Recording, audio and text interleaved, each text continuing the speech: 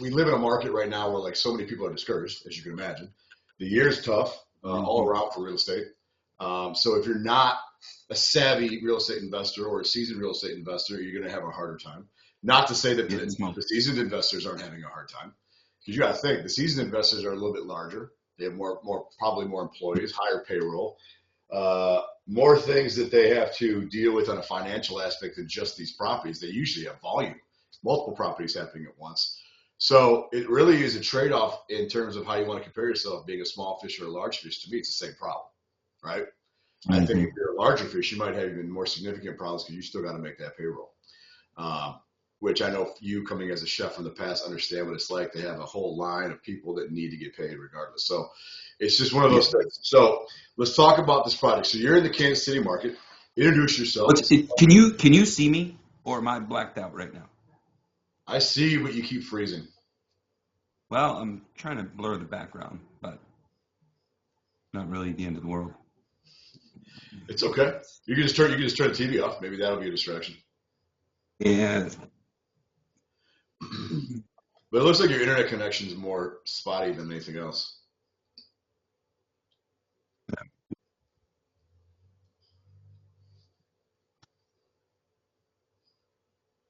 All right, we're good. All right. Waiting for your video.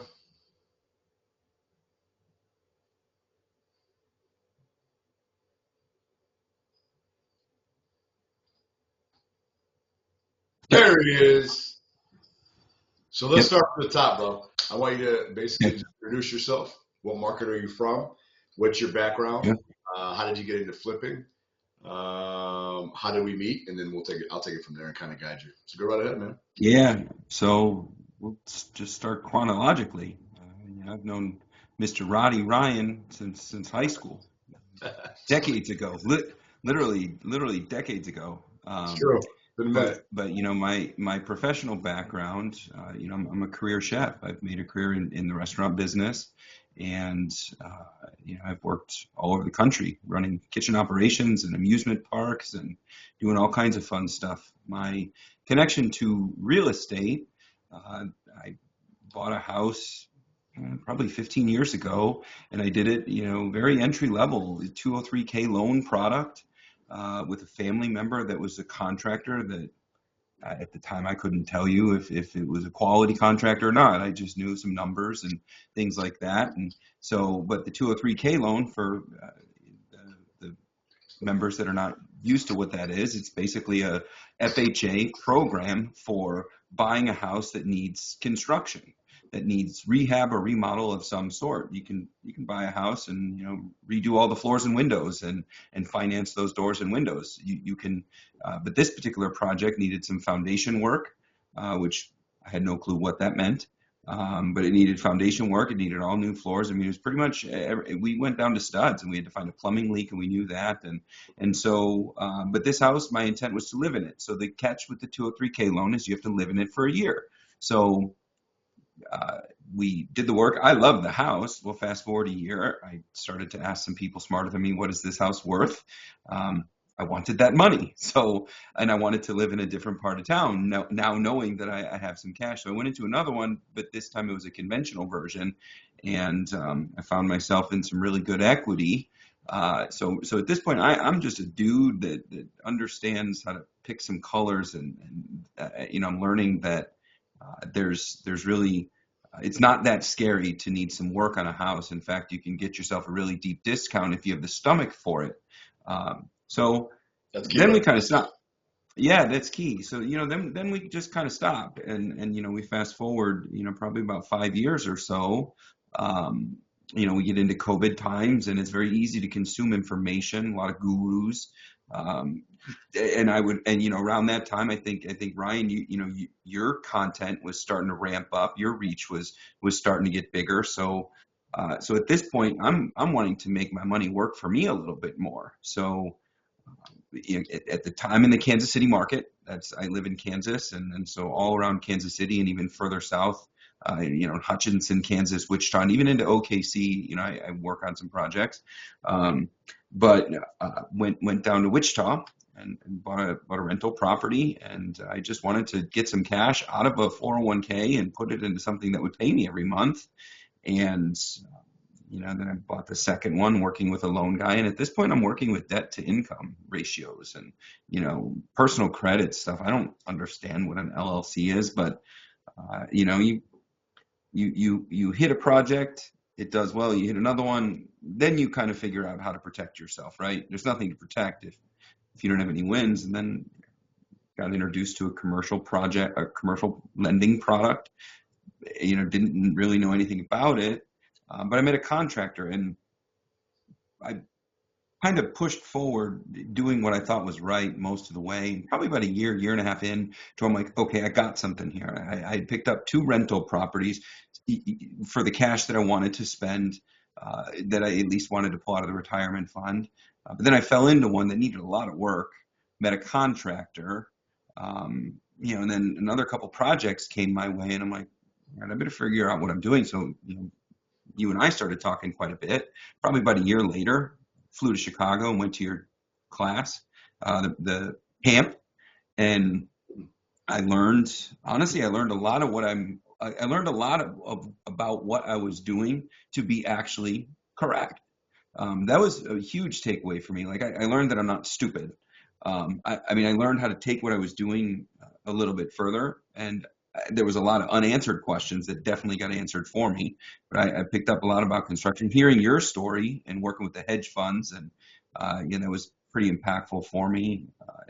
Just because you can't take a dollar amount template and copy and paste it into every house. That was kind of a big deal. And when I first, my first few projects, I wanted to make the number work, but it just doesn't work that way. You're going to shortchange something. You'll pay for it later. You say in your class, pay me now or pay me later. My contractor will say exactly the same thing. You don't replace the roof. That's fine. Well, you go to sell the house, inspection comes up, roof gets flagged. A $10,000 roof is a very big deal when the project is closed out and you're done. Now you're over budget. $10K is nothing on an $80,000 rehab when you're writing the budget in the beginning and you got your funding and your bank and your plan. Missed by $10K, it becomes a big deal. So just some really big takeaways there. I do between 4 and 6 flips a year, and usually I bring on 1 or 2 rentals a year, and that's a good pace for me. I'm not trying to scale to 100 rental units. I don't have the stomach for it. I just want to eat. And have my time. So back in May, I left my. What does time mean to you now? Because you never had it before. You were a chef. We all know chefs are in the what? They're in the kitchen. So what does the time mean to you now that you've been able to learn better processes and systems to allow you to do what you want, which is your 4 to 6 plus a couple rentals? But what does it mean to you to be able to wake up in the morning with the kids? What does it mean to be able to take them to school? What does it mean to be able to pick them up from school? What does it mean to be able to just right here, right now, to have a conversation with me at, midday, 12:30 Central Time, with no stress, you got nowhere to be unless it's something you ever have scheduled, of course. But this is called freedom, dude. This is freedom. It is. You're in your office in your home, and there's TV on the background. This is freedom. Yeah, and you got to keep earning it. I mean, you don't, unless you get to a certain level where you've built something that is constantly, bringing the pieces to you. I'm not at that level. I want to touch everything I'm doing, but I want to keep it controlled. And like I said, I just want to eat. At some point, I keep taking on a rental every year. You keep doing a flip. There's highs and lows, but to answer that, I got a 3-year-old. And I will never have, as long as I can get my ass in gear and stay on that pace of, 4 to 6 flips a year, adding 1 rental for the passive income a year, planning for oops, planning for oops, you always got to do that. And you're probably going to be wrong. You plan for $1 and it's going to cost you $3. That's just what it does. But I will never have to say no to my kid if it costs me my time. And I think it was in May when he asked me, can we go swimming tomorrow? I didn't even have to think about it. The answer is yes. Let's go, dude.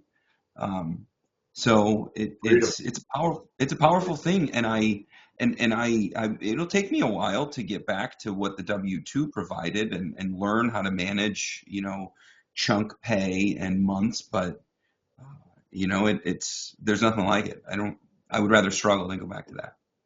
Love it. So continuing then. So let's bring us to the project at hand. You did a number of projects. You and I would go back and forth. You would send me projects. You did a church project, I remember, where there was kind of a conversion going on. You had that was fun. House. Everything you've touched thus far has finished. Of course, it's met with challenges and hurdles. That's life. It'll always be there. But then you take on this firehouse, meaning it's a house that basically needs 90% demo. It's been burned down to the ground, and you've got to basically do 90% new construction, just short of keeping this, that, and the other in foundation. Fair? Yeah. Okay. Yeah. When you looked at that project, did being part of our program and learning from what we've been teaching over the years, did that give you the confidence to say, fuck it, just another asset, we're going to do it?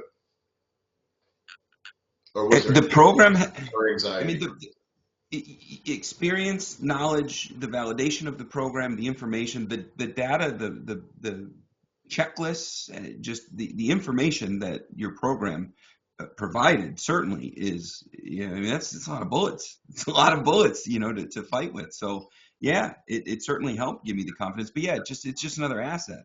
I mean, I have some strict criteria. I don't just take on everything. I don't just take on every project. I need multiple escape routes. I am probably a little bit more protective of what the time of my escape will take. So if the market is calling for, say, 28 days average time on market, I probably factor for 35, sure. Even 40 cost of ownership. But yes to everything that you said. Now, with that said, you take on this firehouse, right? Yeah. You start looking at creating a budget. You start looking at who's my contractor. You start looking at scope of work. You start looking at time frames. And then, of course, you start looking at the complexity of this type of build, right? At what point did you start looking at you building the budget and then feeling good about your numbers?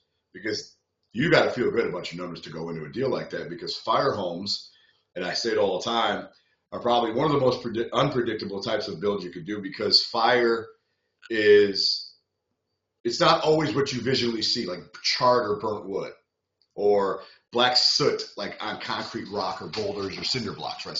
That tells you there's damage. But people don't realize the heat, the magnitude of the heat, and what that does to warp beams and melt metal and just shape shift anything that heat is in. Yeah. And that's where people get caught up on change orders, is they look at what they visually can see in a firehouse, and they'll go, okay, clearly 80% of it needs to be reframed. All right, cool. But the parts that you're considering keeping, how do you know they're worth keeping? Because if you keep them and you should not have kept them, and then you go in and start building them, and then you're kind of just like, we got to get rid of them, change order. Yeah. Which to me was like, you should have fucking known, bro. Like, if 90% of the house burnt to the ground, get rid of the rest. Yeah. And if the foundation is good, build off the foundation. And the reality is now you've got yourself a new construction project. That also changes your mindset to say, well, what kind of loan am I going to get? Like, is hard money going to actually help me build a house like this? Probably not, right? Because of their structure on payments and their structure on, we need to see work done, which means you or your contractor or both of you are fronting cash. And that could be big money to order a lot of lumber, right? And a lot of houses like that, you're looking at anywhere between 20 and 40 grand between lumber and labor. That's a lot of money. And if you're trying to front 10 to 50% of that, that's still a lot of money. You know what I mean? Just so that the hard money can start kicking in their rotation. And that's where that logic and common sense comes into play, where you're like, not only do you know, to me, that's when you fundamentally understand as a rehabber what rehabbing and flipping houses is. It's not just always construction. It's all the resources that impact construction. And money and funding impacts construction. The type of contractor you use impacts construction. The material choices you make impact construction, right? So it's a risky fucking thing. So when you told me that you had taken that down, I smiled, because I'm a risk taker. So to me, I'm like, fuck yeah, man. But I also knew, like, if you have a question, just call me, right? I kept telling you, text me, call me, let me know. Send me pictures, give me updates. And that's just kind of how I operate with everybody. Like, it's just, I get random text messages all the time from students. I pick up this house. I'm terrified. I'm going to go for it. I'm like, did you look at the big five? That's all I think. I'm like, are you thinking about the big five right now? No. Well, think about the big five, then let me know how you feel. You know, it's just going through the process. Start with A. You should get to Z. Z might be in 4 months, but start at A. Keep going. If you miss a step, go back to B.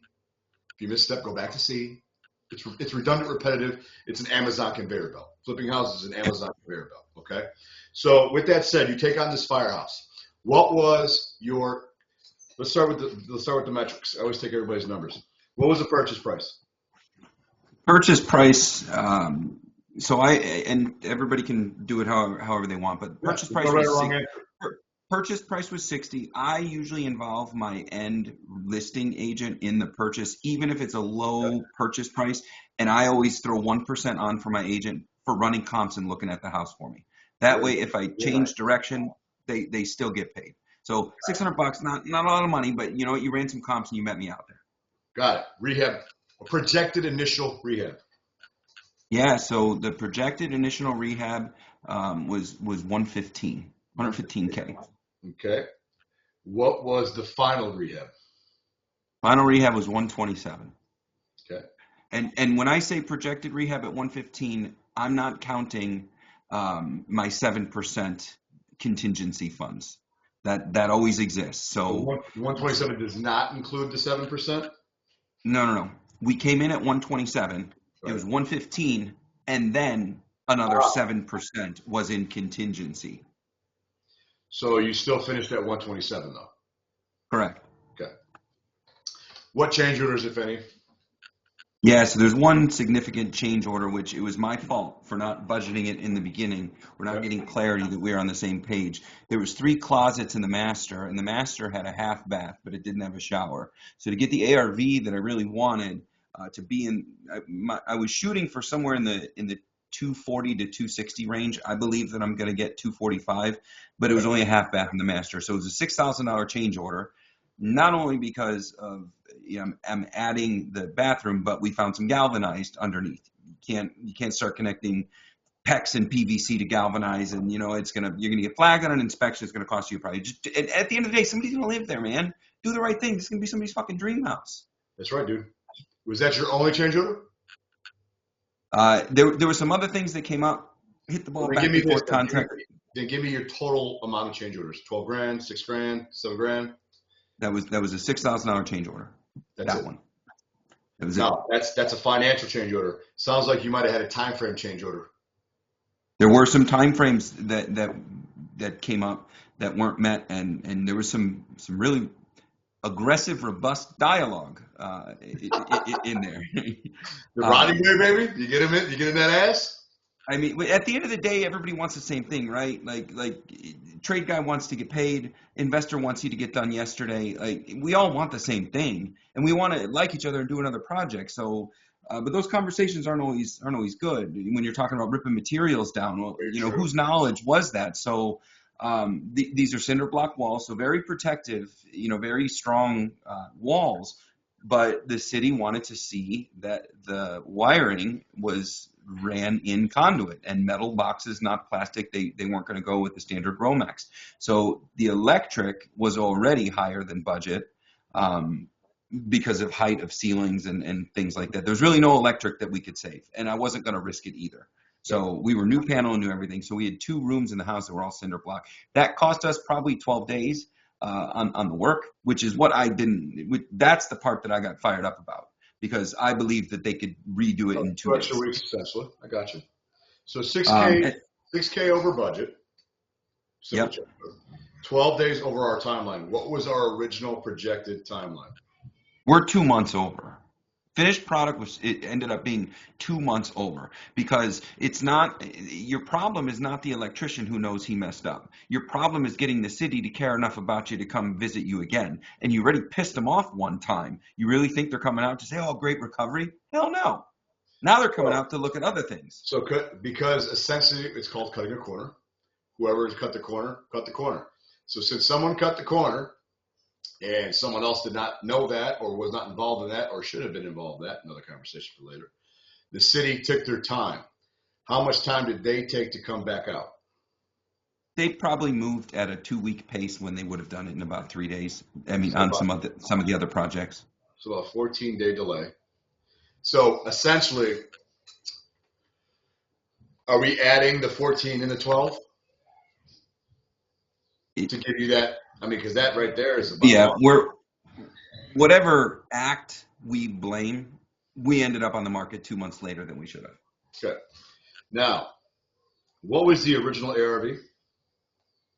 The original ARV, I wanted to be somewhere between 240 and 260. We're gonna be at 245 on this one. We have multiple And offers list price right right now. now is 245. Yeah, Okay. well, 240. We have multiple offers at 245 right now. 2 offers at 245. Got it. Okay. Yeah, that was a strategy decision. If it sells at 245, or if you got 2 offers, obviously if you got 2 offers for 245, someone's going to have to do a little bit of a bidding war. So let's say you finish at 250.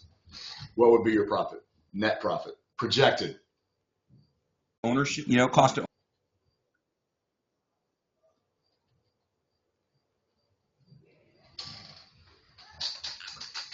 depending on how brand. Yeah, it's just projected. I mean, you got your fees and things like that, but projected, what would it be? Yeah, in the 30-40K range. 30-40K range. Let's just say 35 for easy numbers. Okay. Now, good question, because there's no right or wrong answer. It's all heavily dependent on you and your lifestyle and your family's needs and blah, blah, blah. Was $35,000 worth that type of return for this type of project? For you? Well, you got to look at how much time you put into it as the investor and what that is. I mean, Right. all in. All in. What really did I do? I provided some bad jokes. I answered some phone calls. I crunched some numbers. I mean, my time investment was probably 10 to 15 broken hours on this project. So I don't know. Let's even go low. If I called this a $20,000 return, divide that by 15 hours. I mean, that's $1,300 an hour. And I would probably have to get really nitpicky to figure out where that time went. So how much did I actually do, and did it take anything away? So I'd be happy with a 15K or 10K profit on this. You know what I mean? Yeah. Okay. So then the answer is yes. Yeah. So you got yourself a profit of 35,000, give or take. That's a good day. How many months on total on the job in the project from day one? By the time we close, we'll be around 6 months. By the time we close to the seller, and we still got some hoops to jump through, as you know. Yep. Got it. Now, what was the number one lesson learned on this specific project? Well,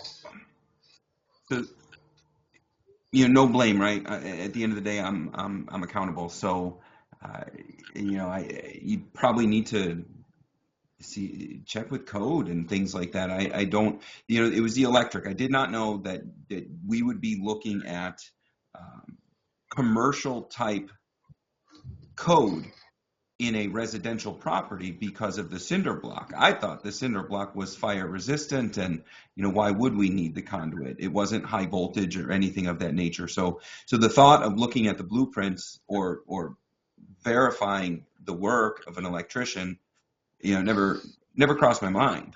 So I overlooked something I shouldn't have. But if you have a licensed electrician, he should know.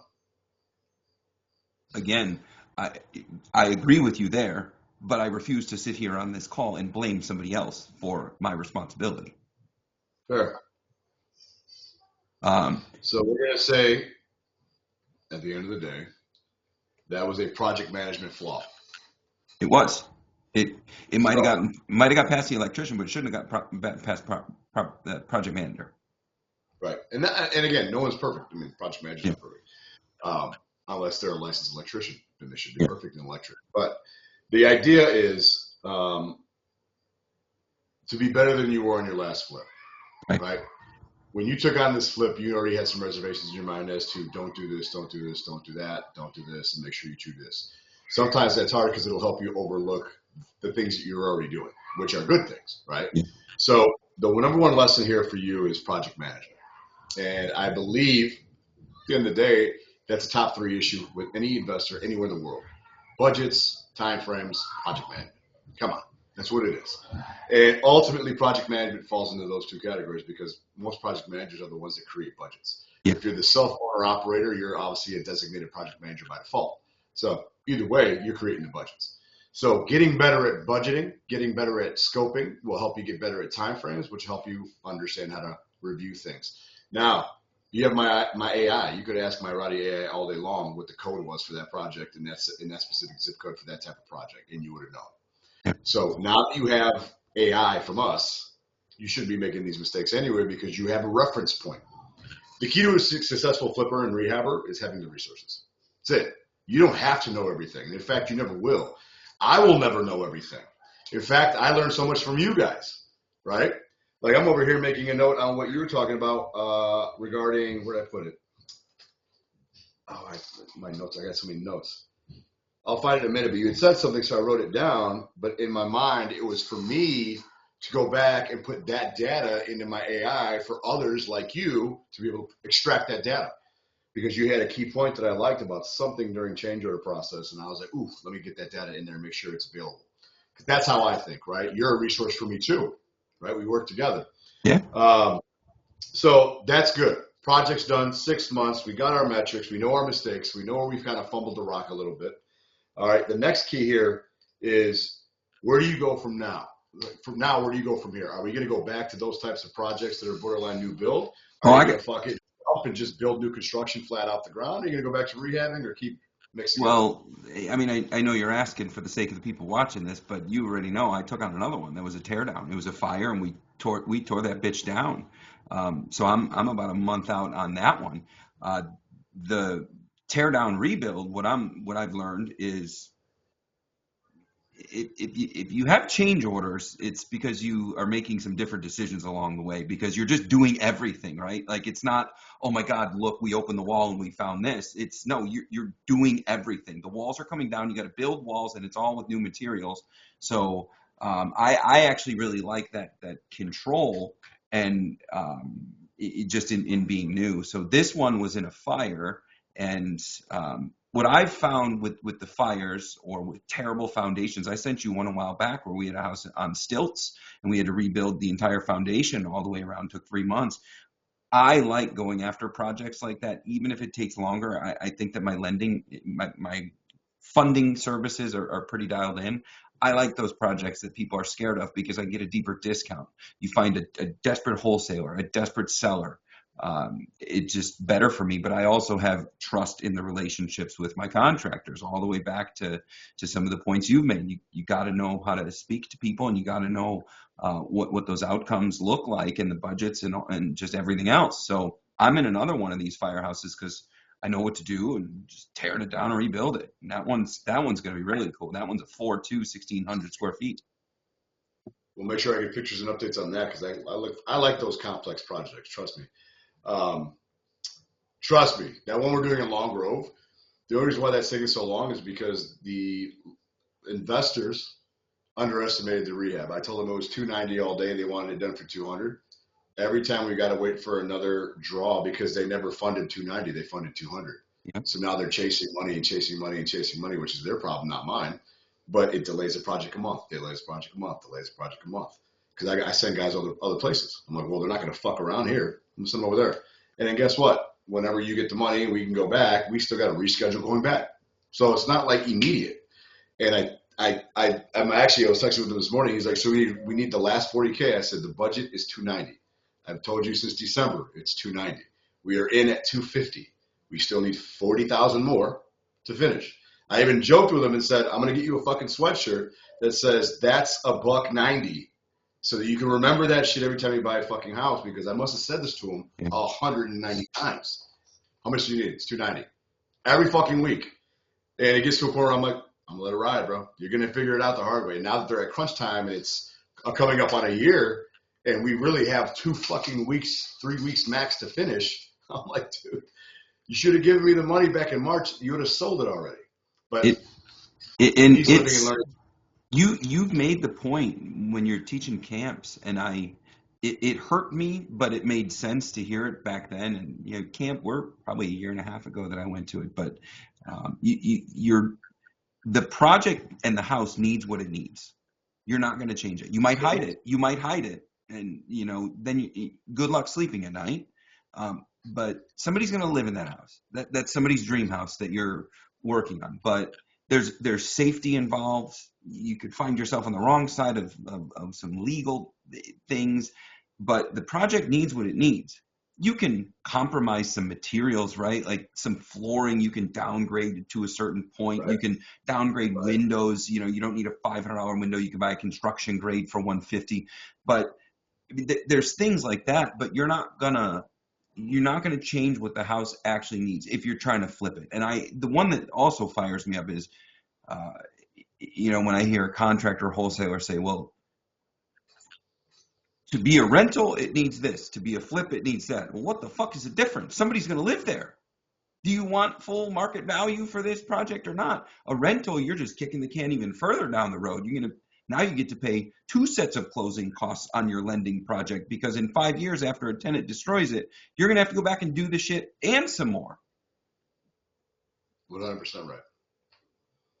So 100% right. And so you've learned a lot. That's the key. You've learned a lot, and I'm happy about that, because you're going to be one of the that are going to do well. That client wanted a $200,000 rehab, and it was going to cost $290,000. So the way that I look at that, if I'm your investor on that project, and I want to see pictures of that because I know that area well, and that house is fucking stunning. It's almost done. It's fucking.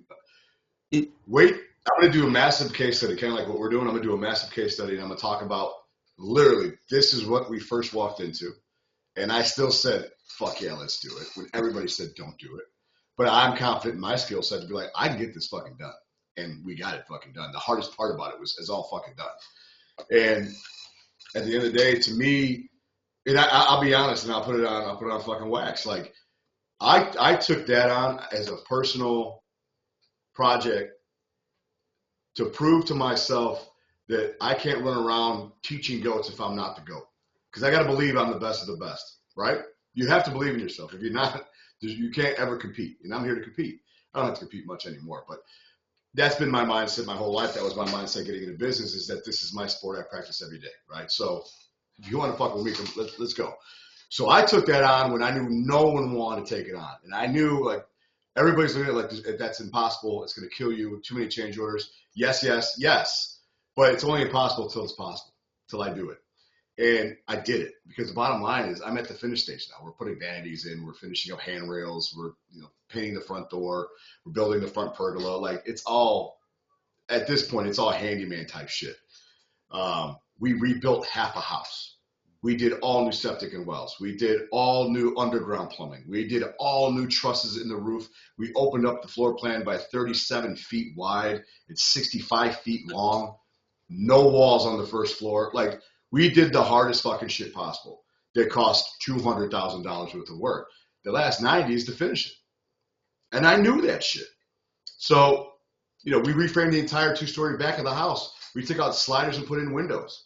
And these are sliders that were old school. They were floor to ceiling sliders. So, like, if you had kids in the room, like, you wouldn't want your kid in that bedroom with glass sliders open to the woods. Fuck that. Nobody would buy it. So I was like, we got to close up the wall for security purposes and put windows in, which we did. So all these things add up big time. And you got a 250-foot fucking curvy drive. Yeah. That shit's got to get seal coated. Yeah. Like, it's just logic as to what's going to happen. So anyway, I took that on because of me. I wanted that one to prove to myself that I know what I'm doing. I still got the gift, and I'm still in the game. So that was a total fucking self-play, a whole selfish play on that. And it really was a test, because I hadn't been tested in a long time. I've been teaching and coaching this for a long time. And I'm like, I want to make sure that I'm still in the dirt, smelling the fucking mold. I want to eat the asbestos with my fucking spoon so I can talk to it. I can say, I know exactly what that shit still tastes like. I want to see the fucking rats run out. And that's exactly what this project was all about. And for me, I'm smiling because I know we're almost there. Wait till you see the fucking in your motherfucking face posts that are coming. And it's not in a cocky way. It's to let you know, like, in case you forgot. And for those of you who fucking ran, I ran in the fire. You ran out, bitch. And this is why real house flippers look at any asset when they know what they're doing and will say, I'll fucking make an offer. flat the fuck out. I'll take that shit down. Hotel, multifamily, fucking storage units, single family. We've done them all. We'll offer them. And that's where I see you coming. That's why I said, how did you get to the firehouse? Most people would fucking run. And you're like, we're in. And now you're doing it again. And I'm like, maybe you found yourself a niche, dude. And I mean that because there are tons of firehouses, unfortunately, that people don't know about. And they're like, well, I kind of don't want to know about it because that's not my buying criteria. How the fuck you know what your buying criteria is if you haven't even done it? You have to buy it and rehab it to know if it even fits your buying criteria. So you have a niche. You should tell everybody, including fucking local Fox News, hey, if there's a fire, call me. I'll buy it. Right? Seriously. Well, there's one guy in Kansas City that will go get that house for you. You go to the insurance. You go get your money. God bless you. But maybe I can redo your home and give it back to you. There's a niche there, bro. yeah. There's a niche. It's But yeah, so that's the mindset. That's the mindset to earn this hat, and you've earned this hat. So you got to, after the end of the call, you got to tell me your sizes. But to earn the hat, you have to do those kind of. You've got to push yourself to a boundary. And I'll always be a Jordan fan. Like there's without that mentality, fuck, you're not going to win anything in life if you don't believe that you are it. And people, you'll see. I'm sure you heard it. Like everybody's like collaboration over competition, blah blah. Like Jordan said, that's because you ain't ever won something. That's some bullshit. I'm here to compete with other rehabbers because if I see Wes take a project and murder it, I'm like, dude, I want to do that. You just inspired me to go get that same kind of project out here. That's how I look at competition. Not in a negative way, right? You push, I push. Yeah. And it's kind of like I'm trying to find a person on my level that has that I'm gonna go build a development out of nowhere and build 35 townhomes. I'd be like, holy shit, I want to see this, right? That's me. That's how I like to operate in this business, and that keeps me motivated. That keeps me alive. Yeah. And that's why I created the Go program. It's like I need guys and girls and couples who want to fucking go after it. So, and the biggest risk ever, the risk that you're just unsure if you're going to find success. Yep. Say, give me a call and let's figure that out. I've told a lot of people that have come into this call, like in this program, I'm like, you shouldn't have bought that house because X, Y, Z. And they're like, oh, I didn't know that. I'm like, now you do. But now that you know that, we're going to try and figure this shit out because you own this house. And we know, and we do. I just did a video that I posted online. You can watch it later with a couple out of Texas. They were $7,000 over budget, 20 days under timeline. And I was like, that's amazing. That's a win, right? So they projected 60 days, finished in 40.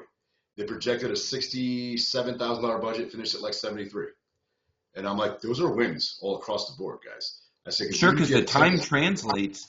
That time translates to reduced cost of ownership. 100%, but it also falls within a contingency. Their $7,000 change order falls in a 15% contingency. You're fine. You know, it's teaching them how to look differently. Like it's teaching them how to look at it from a different angle. Like, oh, I had a change order. These things happen.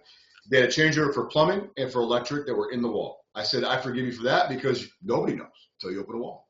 I said, but the other two that you wasted $3,000 on, which was interior doors and the floors, I said, that's your fault. I said, one, because you control the materials on this job. Two, you should have been watching the flooring that they're installing. If that was not the flooring that you bought, you should have been there to see that. You're the project manager as well. So I taught them they have to negotiate. You got to eat the cost on material, and somehow you got to convince your contractor to redo your floors and eat some of the labor. And he was able to do that. So long story short, they profited $70,000, right? They bought theirs. I have theirs now. They bought their property for $230,000, estimated $67,000 rehab. The comps originally were $365,000 to $375,000. They saw one home that sold recently for $400,000, so they pushed the $400,000. And they put it on the market last Friday, got an offer same day, decided to have an open house Sunday, got 3 more offers, and now they have it under contract for $407,000. And I'm like, that's a fucking win, man. Huge win. All day long. Huge win. But that gives them what? Confidence to take more risks.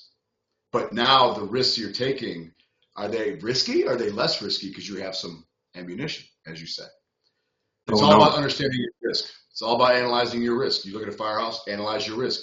You have more experience than most. You've already done one. So you have your own trackable KPIs. What did you do wrong before? Don't do that again.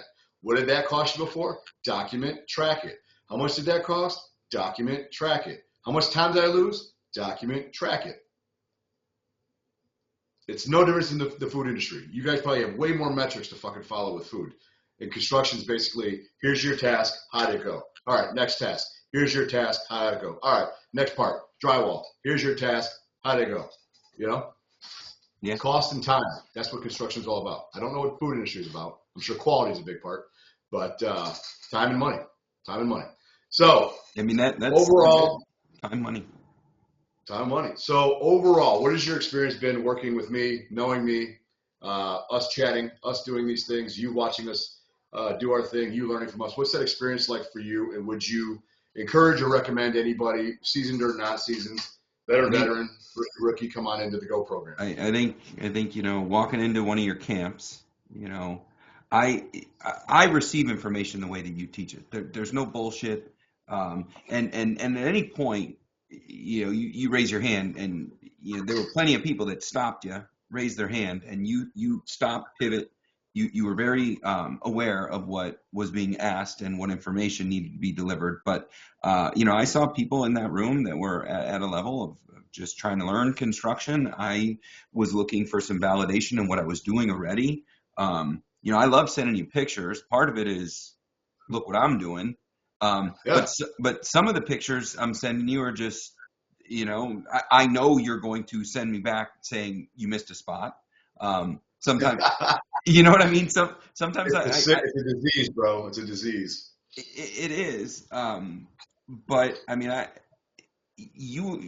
for what you're providing for your members and students, it's really expensive out there to not get knowledge, to not get the resource that you provide. So, I mean, I've known you a long time, but I mean, truth be told, there was probably a decade or two where we just didn't even know the other guy existed, other than Facebook and social media. So, rehabbing projects, it's what we talk about, right? If not for that, I don't even know that we would have talked since high school. So, it's easy for, yeah, but I mean, it's easy for people to think that, we go back to high school, and that's why I'm saying these kind of things. But there is a reality. I mean, you've taught me a lot, whether you know it or not, and validated a lot of what I'm doing. And it's given me confidence to go do more.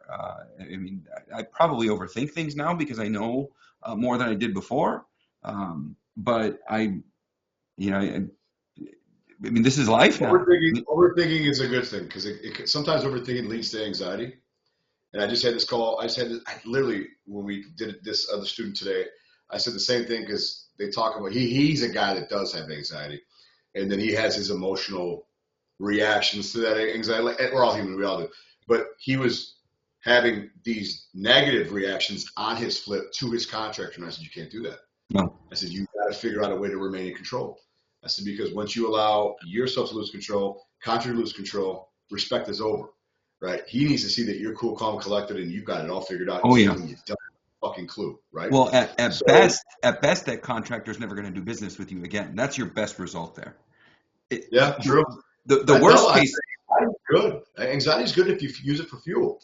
If you actually can channel in your anxiety, that just tells you that you're self-aware, right? And everybody thinks there's always a problem. They always think that there's a problem is a problem. A problem's not actually a problem. A problem is like something that your anxiety is making you aware that something needs your attention. You paid attention, you don't have a fucking problem. That's life.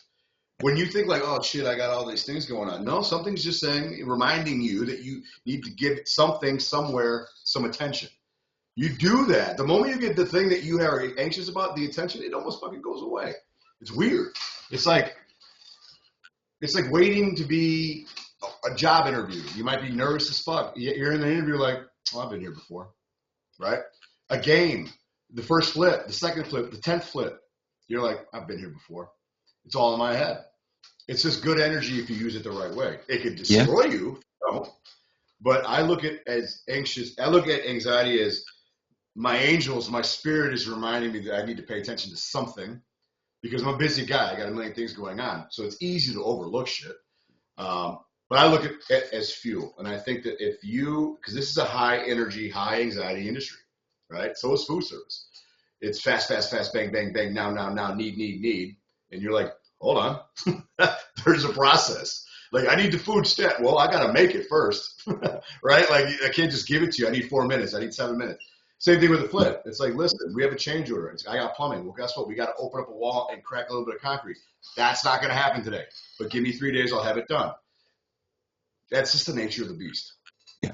Well, I tell you, it can be a lonely industry too, because For sure. it is not going to a W-2 where everybody's wearing the same uniform and they're having their pre-shift in the morning. I mean, it is not company emails and camaraderie on conference calls and your stupid work humor. This is take or be taken. And I don't mean that everybody's out to kill you, but they will choose themselves before they choose you. Hopefully they're building relationships along the way. The good guys do, the good women do, but it can be a very lonely industry if you're not made for it. Your focus is it shifts. It's on your time, it's on your family, it's on the things you want to do, which is kind of the gift of it. But no, and that's essentially, dude, that's what it is. So like, you hit it on the head. It's a very lonely business, and I recognized that in my 20s when I was doing this. I'm like, damn, dude, like, I'm all alone at Starbucks all the time, or I'm all alone at the restaurant all the time, or I'm always in the fucking car, and then you're not social. You're like social in blocks. You go to the property, you're social for 10 minutes, and then you go back to your hour drive. Right. And then you're strategic. You're strategic in your words in those social interactions, right? Because everything's a negotiation. You're walking a property with either a contractor. You're going to drop some paperwork on them and some numbers. You're walking with an agent. You're walking. Every action is a negotiation. The way you carry yourself tells people what they can or can't do with you. That's right, dude. That's right. I think there's power in that. I think that if you use to me, that's the idea of use your time wisely. Like, when I'm in the car, I'm doing my best thinking. If I'm in my office, I'm usually doing my best thinking. I'm at the gym. I got music on. I'm still thinking. Now, it's probably an entrepreneurial disease, but if you're a true entrepreneur, then you should have the disease of consciously being conscious, literally thinking, plotting, planning, strategizing, correcting, challenging yourself, questioning yourself. I think the best thing you can do is question yourself. It's why I took the long road, Jim. I'm like, am I as good as I always said I was? Because that's a real fucking tough one. And I said, fuck it. I'll fail in the public eye and bounce back.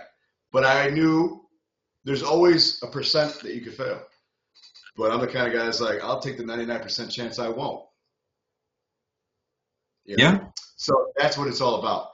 Now, I appreciate you, dude. I know you're busy. Is there anything else you want to share, or any other things that you want to say? Or are we good to go, man? Because I appreciate you taking the time. I mean, we're good. I mean, we're good. I mean, if this is going to people that are considering, joining your group, pursuing your services, I would tell them do it all day, man. At any level, and just be ready to hear how it is. Right. Roddy's not trying to make friends. He's trying to make you a better rehabber, better investor, whatever it is that your angle is. I mean, he's called me some names plenty of times. You're actually right on that, because I still got my same group of friends for 35 years, and all of them from third grade. Those are my friends.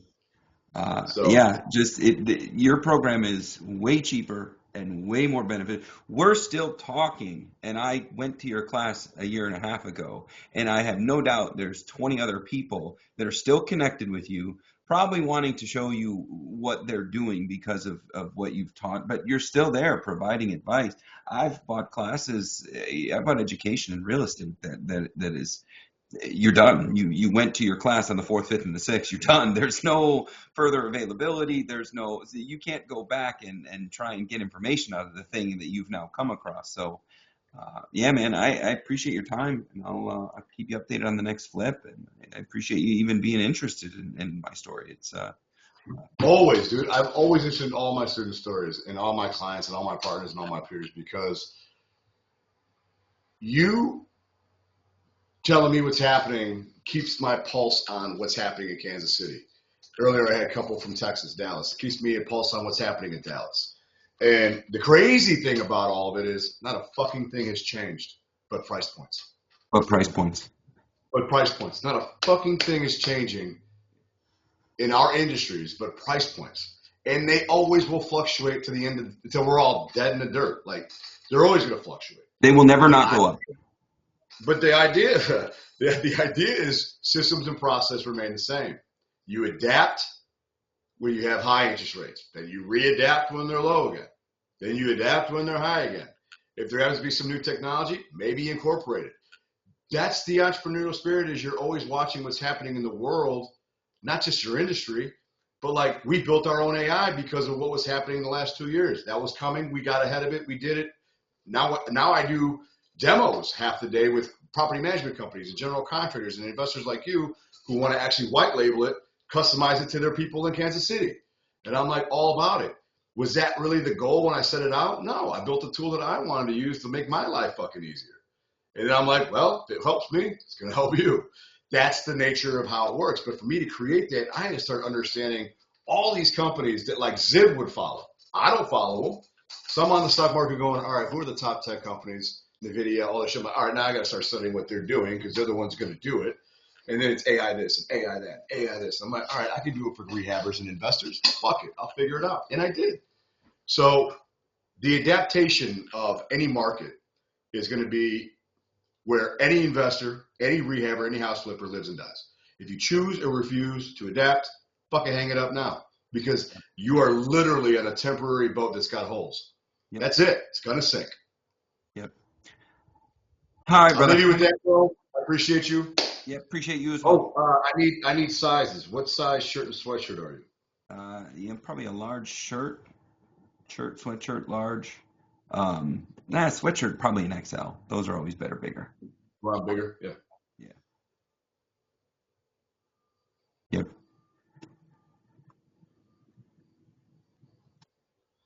I'm gonna be in Chicago.